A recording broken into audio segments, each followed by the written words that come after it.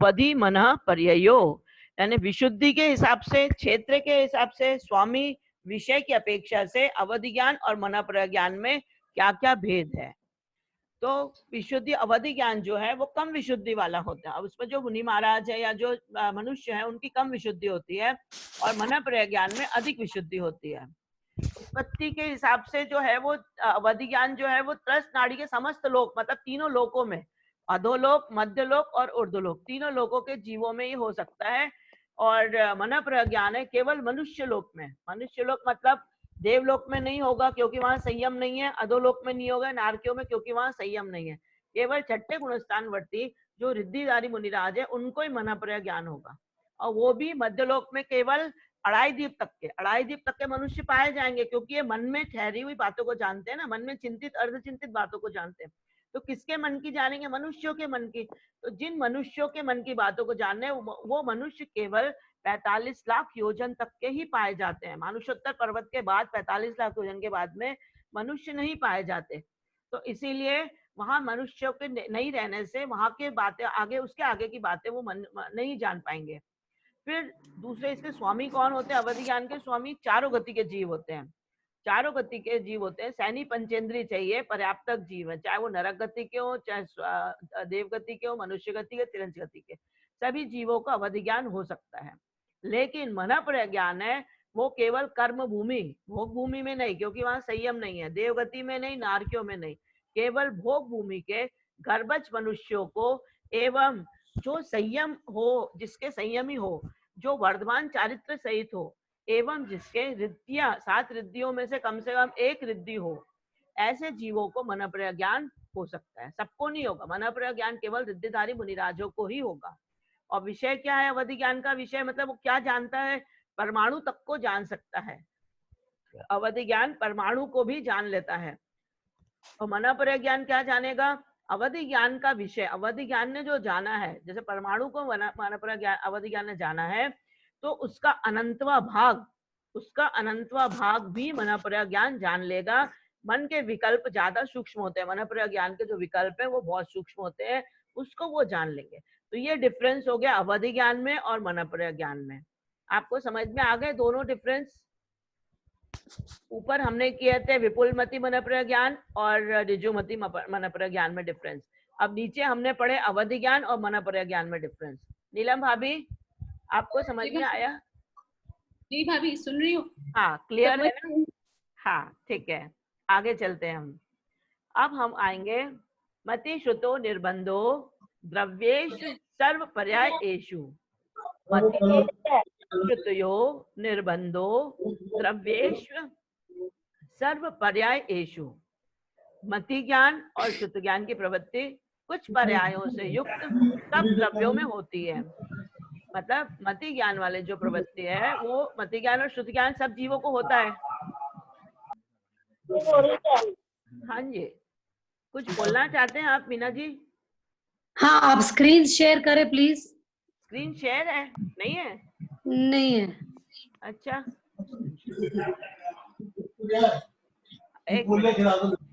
Screen share है, share है। हाँ, शेयर है। अच्छा शेयर है। ठीक है, ठीक है। अच्छा ठीक है, मैं देखती है। हाँ हाँ हाँ, आप देख लीजिए। ओके ओके ओके, आ गया आ गया आ गया? ओके ठीक है। हाँ आ गया। ओके मैं वो हाँ स्क्रीन तो दिख रही है। तो हाँ दिख रहे। हाँ, मति श्रुतो निर्बंधो द्रव्येषु सर्व पर्यायेषु, यानी मति ज्ञान और श्रुति ज्ञान के विषय क्या है, वो किसको जानते हैं? तो मति ज्ञान के विषय सभी द्रव्यों के कुछ पर्यायों को जानते हैं। हम सबके पास मति ज्ञान और श्रुति ज्ञान है, तो हम सभी द्रव्यों को जानते हैं। लेकिन कैसे जानते हैं? जो हमें आचार्य जी ने बताया, जो हमारे आगम में लिखा है, जो हमारे गंधर्वों ने लिपिबद्ध किया है, उन गंधर्वों ने जो बताया है वो बताया, वो हम वो जानते हैं, है ना? द्रव्य कौन से होते हैं? 6 द्रव्य आप लोगों को मालूम? 6 द्रव्य चार्जिंग हो गई होगी उसकी। 6 द्रव्य आपको मालूम है? कौन से द्रव्य होते हैं? जीव, उद्गल, धर्म, अधर्म, आकाश और काल, है ना? ये 6 द्रव्य होते हैं। तो हम इन सब द्रव्यों की सब पर्यायों को नहीं जानते हैं, कुछ ही पर्यायों को जानते हैं। मतलब केवल ये जानते हैं कि धर्म द्रव्य का लक्षण क्या है, जो जीव और पुद्गल को चलने में सहायक होता है, उसे धर्म द्रव्य कहते हैं, केवल इतना जानते हैं। अधर्म द्रव्य किसे कहते हैं? जो जीव और पुद्गल को ठहरने में सहायक हो उसे अधर्म द्रव्य कहते हैं, है ना। जैसे हम झाड़ के नीचे से बैठना चाहते हैं, ठहरना चाहते हैं, मुसाफिर कोई आराम करना चाहता है तो हम बैठ सकते हैं, वो है अधर्म द्रव्य। और मछली को जैसे पानी में तैरना है तो उसको जल तैरने में सहायक है, वो है धर्म द्रव्य। आकाश द्रव्य किसे कहते हैं? जो सभी द्रव्यों को रहने की अवगाहना देता है, सब द्रव्यों को स्पेस देता है। स्पेस में हम सब बैठे हैं जो अभी आकाश द्रव्य जहां हम रहते हैं। और काल द्रव्य क्या है? घड़ी, घंटा, मिनट आदि जो परिवर्तन होता है ना, वो उसे कहते हैं काल द्रव्य। तो हम सभी द्रव्यों की क्या जानते हैं? केवल परिभाषा जानते हैं, लेकिन उनकी जो पर्याय हैं वो हमें नहीं मालूम है। वो क्यों नहीं मालूम है? क्योंकि हम उससे ज्यादा हमारा विषय है नहीं जो हम जान सके। हमारे आगम में जितना लिखा हम केवल उतना ही जान सकते हैं। बाकी सब द्रव्यों में भी षटगुण हानि पर्याय होती रहती है, अगुर लघु गुण उनका होता है, उससे वो चेंजेस होते हैं, लेकिन हम वो चेंजेस को ऑब्जर्व नहीं कर सकते। वो कौन ऑब्जर्व कर सकते हैं? केवल केवल ज्ञानी जो होते हैं, जो हमारे तीर्थंकर परमेष्ठी या केवली होते हैं, वही वो जान सकते हैं। हम लोगों में वो ताकत जानने की नहीं है। हम केवल कुछ ही पर्यायों से युक्त सब द्रव्यों में होती है, उनको जानते हैं। ठीक है। अब अवधि ज्ञान का क्या विषय है? शिष्य आगे पूछता है गुरु से, आचार्य श्री से, कि आचार्य श्री अवधि ज्ञान का क्या विषय है? तो वो बताते हैं रूपिष्व वधे, रूपिष्व वधे, अर्थात अवधि ज्ञान की प्रवृत्ति रूपी पदार्थों में होती है। किसमें होती है? रूपी पदार्थों में। रूपी पदार्थों को क्या? अवधि ज्ञान का हमने डेफिनेशन पढ़ा था, मैंने आपको बताया था ना अवधि ज्ञान का डेफिनेशन। द्रव्य क्षेत्र काल भाव की मर्यादा को लेकर रूपी पदार्थों को स्पष्ट जानना, वो अवधि ज्ञान। द्रव्य कैसे? जो किस कौन से द्रव्य को जानना है। क्षेत्र मतलब कौन से क्षेत्र तक के, एक क्षेत्र एक विमान से दूसरे विमान तक जा सकते, एक नरक से नीचे नरक तक देख सकते, तो वो उनका विषय, वो क्षेत्र है ना। द्रव्य क्षेत्र। काल भी उनका लिमिटेशन होता है, कौन से काल में वो जान सकते, कौन से काल का नहीं। जहाँ पंचम काल में जैसे अवधि ज्ञान है ही नहीं है। ठीक है। और भाव भी है, तो द्रव्य क्षेत्र काल भाव की मर्यादा को लेकर रूपी पदार्थों को स्पष्ट जानना, वो है अवधि ज्ञान। और वो अवधि ज्ञान की प्रवृत्ति रूपी पदार्थों में केवल कुछ ही पर्यायों को जानते हैं, हर चीज को नहीं जान पाते, उसकी भी लिमिटेशन है, इसलिए वो भी कुछ ही पर्यायों को जान सकते हैं। अवधि ज्ञान की प्रवृत्ति रूपी पदार्थों में ही होती है, अरूपी को वो जान नहीं सकते, जो अरूपी है वो नहीं जान सकते। ठीक है। अब इसके बाद तदनंत भागे मन पर्यस्य। अब पूछते हैं गुरु से शिष्य कि मन पर्य ज्ञान का क्या विषय है, मन पर्य ज्ञान किसको जानता है? तो उन्होंने कहा तदनंत भागे मनः पर्यस्य। तो तदनंत, तद मतलब अवधि ज्ञान, जो ऊपर से अवधि ज्ञान है उसने जो जान लिया, उसका भी अनंतवा भाग मन पर्य ज्ञान जानता है। समझ में आई? मन पर्य ज्ञान की प्रवृत्ति अवधि ज्ञान के विषय के अनंतवें भाग में होती है, यानी वो उसका अनंतवा भाग भी जान सकता है। मन पर्य ज्ञान वो ज्यादा सूक्ष्म होता है, ज्यादा सूक्ष्म मतलब मन पर्य ज्ञान की डेफिनेशन क्या है?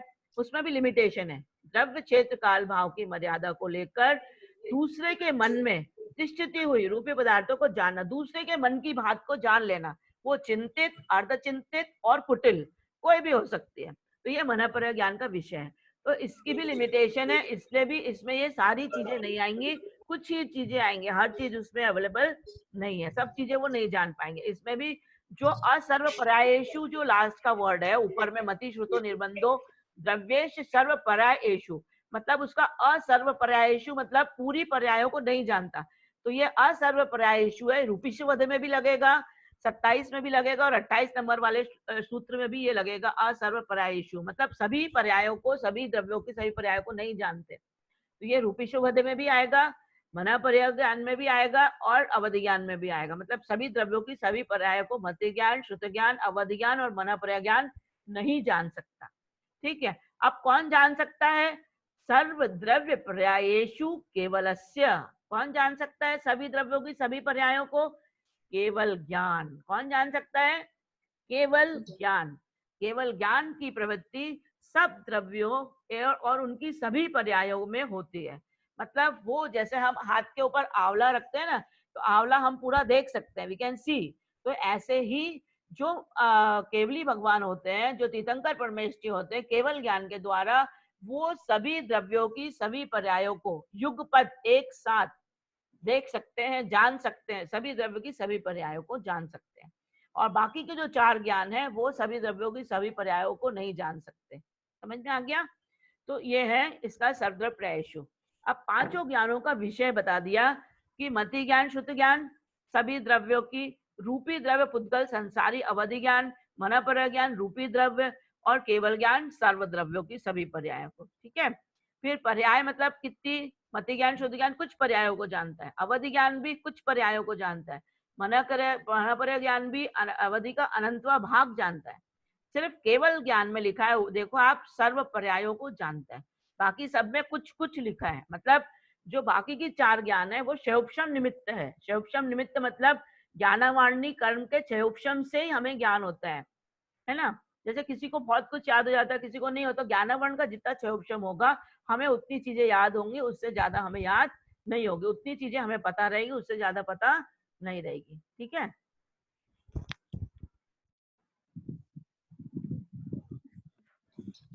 एकादिनी भाज्यानि, अब 30 नंबर का सूत्र, एकादिनी भाज्यानि युगपदे कस्मिन्ना चतुर्भ्या, एकादिनी भाज्यानि युगपदे कस्मिन्ना चतुर्भ्या, चतुर्भ्य, एक आत्मा में एक साथ कितने ज्ञान हो सकते हैं? शिष्य पूछता है। हमने 5 ज्ञान पढ़ लिए। कौन से 5 ज्ञान पढ़े? मति ज्ञान, श्रुत ज्ञान, अवधि ज्ञान, मनःपर्य ज्ञान और केवल ज्ञान। हमने 5 ज्ञान पढ़ लिए। अब शिष्य पूछ रहे हैं अपने आचार्य से कि आचार्य जी एक साथ कितने ज्ञान हो सकते हैं? तो आचार्य जी बताते हैं अगर एक हुआ तो केवल ज्ञान, एक ज्ञान है तो केवल ज्ञान है, फिर उसमें कोई ज्ञान की आवश्यकता नहीं पड़ती। और 2 ज्ञान है तो मति और श्रुत ज्ञान, 3 है तो मति श्रुत अवधि भी होगा, मति श्रुत मनःपर्य ज्ञान भी हो सकता। 3 में अवधि ज्ञान या मनःपर्य ज्ञान के अलावा कोई एक हो सकता, 3 ज्ञान अगर है तो किसी मनुष्य को या मुनि महाराज जी के लिए। और 4 ज्ञान है तो मति ज्ञान, श्रुत ज्ञान, अवधि ज्ञान और मनःपर्य ज्ञान, चारों ज्ञान एक साथ हो सकते हैं। तो ये 4 ज्ञान अगर है, अगर एक साथ 5 ज्ञान किसी को नहीं हो सकते। अगर एक हो, 5वां मतलब आना है तो केवल ज्ञान ही होगा और वो एक ही होगा। वो राजा है, वो ज्ञान हो गया तो किसी ज्ञान की कोई आवश्यकता नहीं होती। समझ में आ गया आप लोगों को? नीलम भाभी? जी भाभी, बहुत अच्छे से। हाँ, तो ये हमने समझा कि एक ज्ञान बहुत में अच्छे से अच्छे से ना। भाभी, बहुत अच्छे से आ रहा है। Thank you, thank you. तो एक्सक्यूज मी एक, मैम, एक चीज पूछनी थी। हाँ बोलिए ना। वो आपने कहा कि बोलिए बोलिए, आवाज नहीं आ रही आपकी, रुक गई आवाज आते आते। मति ज्ञान का एक अंश जो है वो हाँ। एक अंश होता है अवधि ज्ञान का। मति ज्ञान एक अंश होता है अवधि ज्ञान का, मतलब एक अंश तक जान सकता है या एक अंश भी जान सकता है, मतलब ये डिफरेंस है। नहीं नहीं, मति ज्ञान नहीं, वो अवधि ज्ञान। मनःपर्य ज्ञान जो है, मनःपर्य ज्ञान अवधि ज्ञान का अनंतवा भाग जान लेता है। मतलब जो मतलब विषय, अनंतवा भाग हाँ भी जान लेता है, हाँ, सिर्फ अनंतवा अनंतवा नहीं, अनंतवा भाग भी जान लेता है। मतलब इतना सूक्ष्म है मनःपर्य ज्ञान, क्योंकि उसमें बातों को, दूसरे के मन में तिष्ठित हुई बातों को जानना है ना। और जो मन अवधि ज्ञान है वो 3 लोक में कहा क्या हो रहा है, यहाँ वो हो रहा है, इसने वो किया है, तुम्हारा ये भाव वो था। जैसे महाराज जी लोग बताते हैं, अपन कहानी सुनते हैं ना कि भाई वो बताते हैं सीता जैसे पूछने गई मुझे ये तकलीफ क्यों भोगनी पड़ी, तो उनको महाराज जी बताते हैं आपने पूर्व भाव में किसी के ऊपर दोष लगाया था इसलिए आपके चरित्र पे दोष लगा, या द्रौपदी के लिए तुम्हें ऐसे क्यों 5 पतियों का। तो उनको बताते हैं अवधि ज्ञान से जान के मुनि महाराज जी लोग कि भाई आपने पूर्व भाव में 5 पति मांगे थे, तो इसलिए आपको ये 5 मतलब 5 वर मांगे थे कि मुझे ऐसा चाहिए ऐसा चाहिए, तो इसलिए आपको ये 5 ऐसा मिला। तो वो जो भी ज्ञान होते हैं जो महाराज जी लोग बताते हैं वो उनके पास अवधि ज्ञान होता है तो उससे वो बताते हैं। और जो मनःपर्य ज्ञान होता है वो केवल अढ़ाई द्वीप तक के होता है। अढ़ाई द्वीप में मनुष्य रहते हैं और अढ़ाई द्वीप केवल 45 लाख योजन का होता है। तो 45 लाख योजन बहुत छोटा होता है, मतलब कंपैरेटिवली 14 राजू है ना। 3 लोक का कितना है? 14 राजू, उतंग, नभ, लोक, पुरुष, संठान हम बोलते हैं ना। तो अवधि ज्ञान का क्षेत्र कितना है? पूरा 14 राजू। समझ में आई बात आपको? तो अवधि अच्छा। ज्ञान का क्षेत्र बहुत लंबा है। नीचे पूरे 7 अधोलोक में, पूरे 7 नरक में जान सकता है अवधि ज्ञान, और पूरे 16 स्वर्ग जो ऊपर है, 5 अनुत्तर है, अनुद्देश्य है, सारी चीजें जान सकते। सर्वावधि जो अवधि ज्ञान होता है वो पूरा तीनों लोक का जान लेते हैं सर्वावधि वाले जो मुनि महाराज होते हैं। समझ में आई बात को? तो हाँ हाँ। इसका अनंतवा भाग मनःपर्य ज्ञान जानता है, अनंतवा भाग मनःपर्य ज्ञान जानता है। इसका लिमिटेशन क्षेत्र बहुत बड़ा है अवधि ज्ञान का, और इसका लिमिटेशन क्षेत्र बहुत छोटा है, मनःपर्य ज्ञान का छोटा है। लेकिन विशुद्धि मनःपर्य ज्ञान में ज्यादा होती है और अवधि ज्ञान में विशुद्धि कम होती है। हमने अभी देखा था ना, इसके पहले आपने पढ़ा, देखो। हाँ ठीक ठीक मैम। हाँ, समझ में आ गया? क्लियर जी, आप क्लियर हो गया मैम। समझ गई? ठीक है। हाँ हाँ हाँ, ये हमने पढ़ा था कि इसकी देखो यहाँ पढ़ा था ना, अवधि ज्ञान कम विशुद्ध वाला होता है, कम विशुद्धि होती है, क्योंकि इसमें तिरंचों को भी होता है, नारकियों को भी हो जाता है अवधि ज्ञान, और मनुष्यों को भी होता है, सब लोगों को हो सकता है अवधि ज्ञान। लेकिन मना पर ज्ञान सबको नहीं हो सकता, केवल रिद्धिधारी मुनि महाराज को ही होता है। और ये केवल 45 लाख योजन इसका घनप्रथा रूप क्षेत्र है। और ये चारों पूरे नीचे से ऊपर तक त्रस्त नाड़ी जो है, समस्त लोग जहाँ पे त्रस्त नाड़ी मतलब 7 नरक भी, मध्य लोक पूरा, और अधोर ऊपर का ऊर्ध्वलोक भी पूरा, वो सारा इसमें आ जाएगा अवधि ज्ञान में। ठीक है। सिर्फ मनुष्य लोग। हाँ, और ये सिर्फ मनुष्यों के मन की तिष्ठित हुई बात को जान सकते हैं मनपर ज्ञान में। ठीक है, तो ये हमने आज इतने श्लोक पढ़े, इतने सूत्र पढ़े। और किसी को कोई क्वेश्चन, किसी को पूछना है? अभी हाँ, पावरफुल कौन सा हुआ? हाँ जी, दोनों में से शक्तिशाली कौन सा हुआ, मन पर्याय या केवल ज्ञान? केवल ज्ञान तो सर्वशक्तिमान है, केवल ज्ञान तो अवधि ज्ञान और मनापर्य ज्ञान में श्रेष्ठ तो मनापर्य ज्ञान है, क्योंकि इसमें भी दो भेद है, एक ऋजुमति और विपुलमति। ऋजुमति जो वाले मुनि महाराज होते हैं वो केवल सरल बातों को जान सकते हैं, और जो विपुलमति वाले मुनि महाराज जी होते हैं वो अर्धचिंतित, चिंतित और कुटिल, आप सोच भी जो नहीं पाएंगे वो भी वो जान लेंगे कि आप क्या सोचने वाले हैं। समझ में आई? और वो तद्भव मोक्षगामी होते हैं। अवधि ज्ञान वाले मोक्षगामी होंगे ऐसा कोई नियम नहीं है, लेकिन विपुलमति मनप्रय ज्ञान वाले नियम से मोक्ष जाएंगे। तो विशुद्धि की अपेक्षा ग्रेटर आर मनप्रय ज्ञान। अवधि ज्ञान तो नारकियों को भी हो सकता है, समझ में आई बात? इसलिए तो बेस्ट बेटर जो होता है, एकदम बेस्ट जो है वो तो मनप्रय ज्ञान है। और ये जो मनप्रय ज्ञान है, विपुलमति मनप्रय ज्ञान तो सीधे मोक्ष ही ले जाता है, मोक्ष के साथ में कड़ी जुड़ जाती है। अवधि ज्ञान इट इज नॉट नेसेसरी, लेकिन सर्वावधि परमावधि वाले, सर्वावधि वाले हैं वो तो मोक्ष जाएंगे। लेकिन ये बता, दोनों में ये फर्क है। समझ में आया आपको? और किसी को कोई क्वेश्चन है पांचों ज्ञान के लिए? टीना भाभी, स्मिता भाभी, एनी क्वेश्चंस? नहीं भाभी जी, अब समझ में आ गया सब। समझ में आ गया? और भी किसी को कुछ पूछना हो तो आप पूछ लीजिए। वर्षा? ठीक है, हमने है ना। अर्चना जी। हाँ जी, बोलिए। ये रिद्धिधारी मनुष्य जरा एक्सप्लेन करेंगे? रिद्धिधारी मुनि महाराज होते हैं, रिद्धिधारी मनुष्य नहीं होते हैं। ये केवल रिद्धियां हैं जो महाराज जी लोगों को तपस्या के बल पर होती हैं। 64 रिद्धियां होती ना, हम पढ़ते हैं नित्या प्रकंपाद वो केवल पूजा पढ़ते हैं, उसमें पढ़ते हैं ना सप्त ऋषि मुनि महाराज के लिए जो हम रिद्धियां पढ़ते हैं, 64 रिद्धियां होती हैं। तो उसमें अवधि ज्ञान भी रिद्धि है जो मुनि महाराज को होगी, मनप्रय ज्ञान भी रिद्धि है। हमारे तीर्थंकर परमेष्ठी को तो जन्म लेते से ही मनप्रय ज्ञान हो जाता है, जन्म लेते से अवधि ज्ञान हो जाता है, और दीक्षा लेते ही मनप्रय ज्ञान हो जाता है, मनप्रय हो जाता है। समझ में? तीर्थंकर परमेष्ठी और ये रिद्धि है, ये रिद्धियां है। रिद्धियां मतलब जैसे संबिनी संस्रोत है, मतलब यहाँ से बैठे बैठे वो हजारों लोग भी एक साथ बोलेंगे तो उनको सुनाई आ जाएगा। चक्रवर्ती की सेना भी आपस में बात करेगी तो सबका बात एक साथ समझ लेंगे, ये रिद्धियां हैं। यहाँ से बैठे बैठे उनको चंद्रमा में, सूर्य में अगर कृत्रिम जिनालय है तो उनके दर्शन उनको हो जाएंगे, उनको दिख जाएंगे, कृत्रिम जिनबिंब दिख जाते हैं उनको। तो ये रिद्धियां हैं जो उनको होती हैं। तो ये अभी जो आरा चल रहा है उसमें भी रिद्धिधारी मुनि होते हैं? अभी नहीं है, पंचम काल में रिद्धियां नहीं है। पंचम काल में ज्ञान भी नहीं है, मनपर ज्ञान भी नहीं है, केवल दो ही ज्ञान है, मति ज्ञान और श्रुत ज्ञान एट प्रेजेंट हम लोग के पास में है। और मति ज्ञान सभी जीवों के होता है। सभी जीव मतलब 1 इंद्री, 2 इंद्री, 3 इंद्री, 4 इंद्री, संगी असंगी पंचेंद्री सबको। लेकिन उनके पास जो इंद्रिय है उनका मति ज्ञान केवल उतना ही लिमिटेशन होता है जितना उनके पास में। अगर उनके पास स्पर्शन इंद्री अकेले है तो उनको स्पर्शन इंद्री संबंधी ही ज्ञान होगा कि हमें जल लेना है, तो हमें हवा कहाँ से आ रही है, हमें फूड कहाँ से ग्रहण करना है, एब्जॉर्ब करना है पानी, वही उनको ज्ञान रहेगा। 2 इंद्री वाले को 2 इंद्री वाला रहेगा, 3 इंद्री वाले को 3 इंद्री संबंधी ज्ञान रहेगा। जैसे हम चींटी को देखते हैं ना, जहाँ शक्कर पड़ा होता है वहाँ मीठा आके चींटी खाने लग जाती है ना। मक्खी है 4 इंद्री, मक्खी भौरा वगैरह, तो जहाँ उसमें शहद आता है वहाँ मक्खी भौरा आ जाते हैं। उनको मालूम है, उनके हिसाब से उनकी संबंधित ज्ञान उनको मालूम है, उनको बताना नहीं पड़ता है ना। अच्छा, ठीक है।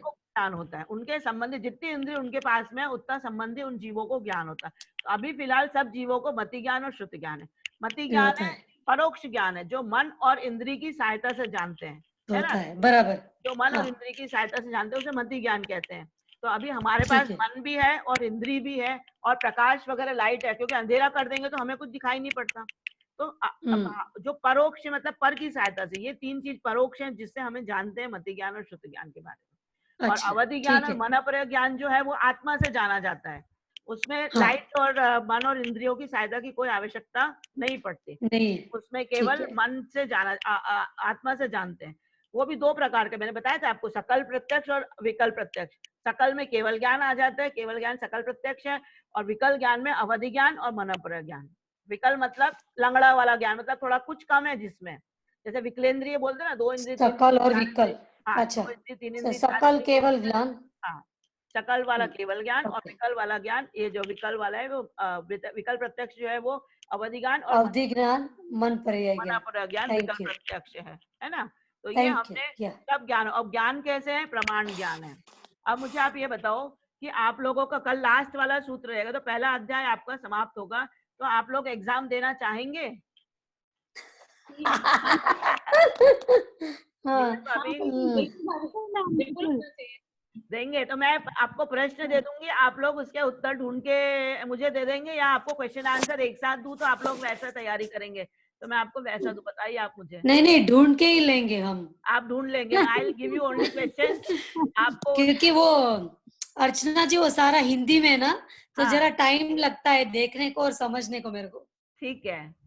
हाँ, ओके, तो मतलब इट विल बी नाइस, क्योंकि ढूंढने में हमारा रिवीजन हो जाएगा। ठीक है, वेरी गुड।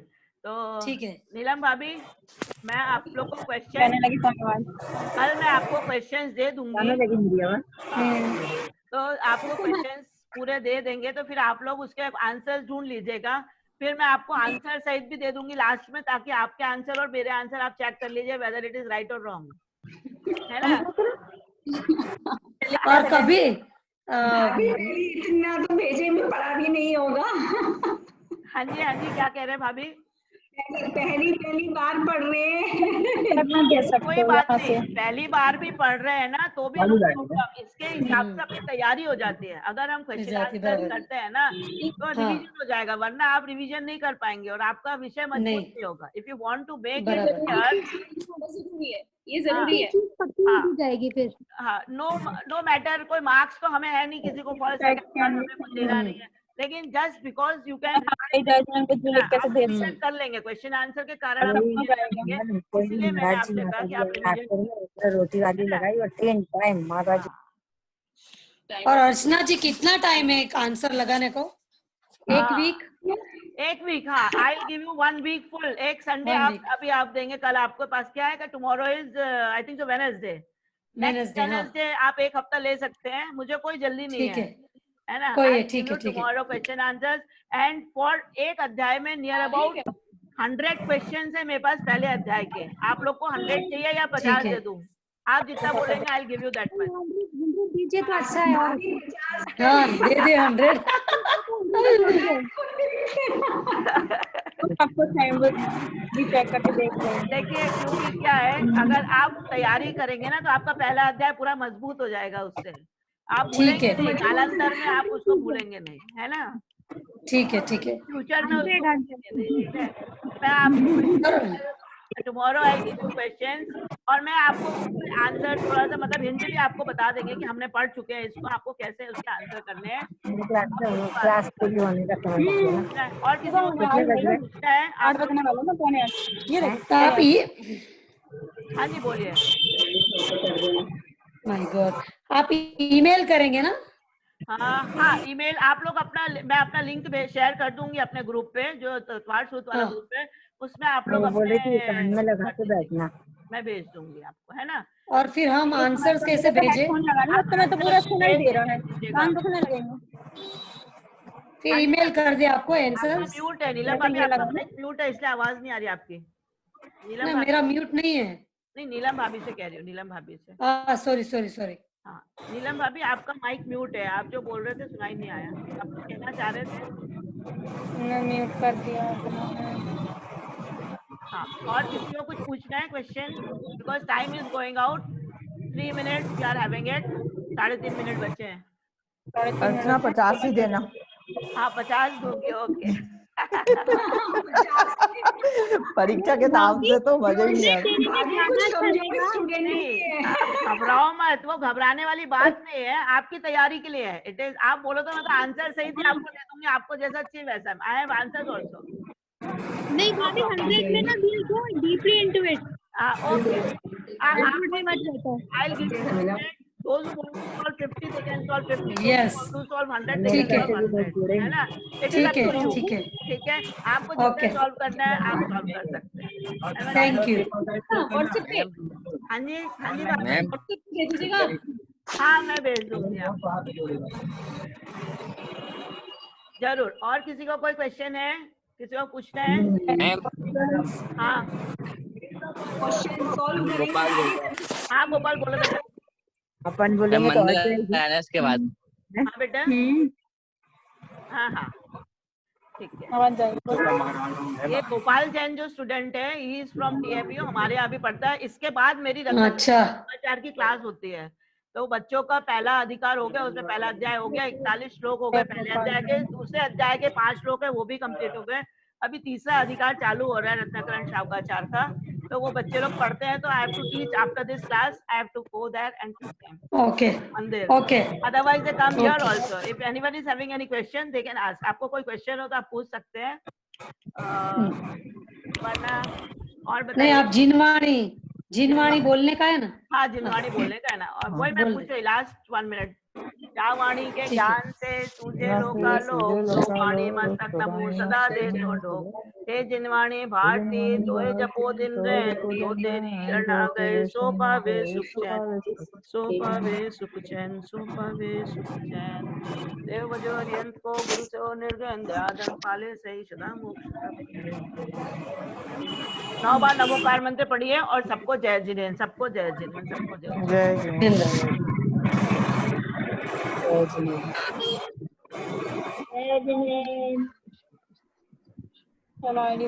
आप बच्चों का क्लास लीजिए अपना करण शावकाचार्य। और किसी को कुछ क्वेश्चन तो नहीं है? आज तो रिपीट आ रहा नहीं है, कल तो मैं आगे से रिपीट। आज तो किसी को कोई क्यूरी नहीं है ना? I don't have to join again. Varsha नहीं, कोई प्रॉब्लम तो नहीं? खाने का टाइम हो गया। संजय को खाना देना है। ओके ओके ठीक है, because I have to also go to जिनालय। मेरे बच्चे वेट कर रहे हैं वहाँ पे। हाँ जिनालय में जय जिनेन्द्र सबको, जय जिनेन्द्र। हाँ जिनालय में। ओके मेरी आवाज ही नहीं आ रही है, अभी आपकी आवाज आ रही है। आज सुनीता दीदी बैठी है ना? जय जिनेन्द्र सुनता बुआ, मेरे बुआ भी आई। जय जिनेन्द्र, जय जिनेन्द्र। कितने साल बाद देखे सुनीता को, बहुत साल बाद देखने मिले। जय जिनेन्द्र। अच्छी हो दीदी? बहुत बढ़िया। और कौन खड़ा था आपके पास में? हाँ, कौन था बाजू में आपके? बेटा मेरी देवरानी की लड़की। अच्छा अच्छा। वो मास्क वास्क लगा के बैठी है। मैं आज ही अब भी खोली हूँ मैंने। हाँ हम्म। कल से देखूंगी।